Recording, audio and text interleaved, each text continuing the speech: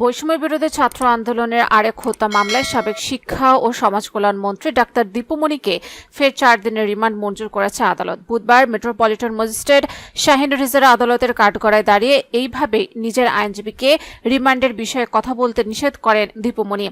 এদিন সকালে দীপুমণি সহ অন্য আসামিদের আদালতে হাজির করা হয়।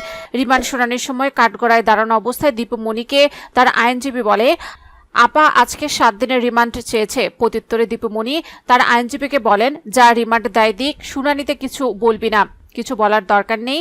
তখন তার আইনজীবী বলেন, আপা শুধু রিমান্ড বাতিলের আবেদন দিয়েছি, কোনো শুনানি করব না।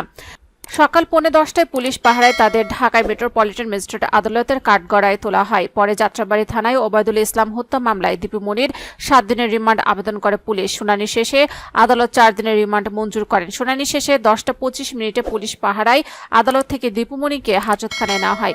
এ সময় তাকে হাতে হাতকড়া, বুকে বুলেট প্রুফ জ্যাকেট ও মাথায় হেলমেট পরিয়ে নিতে দেখা যায়।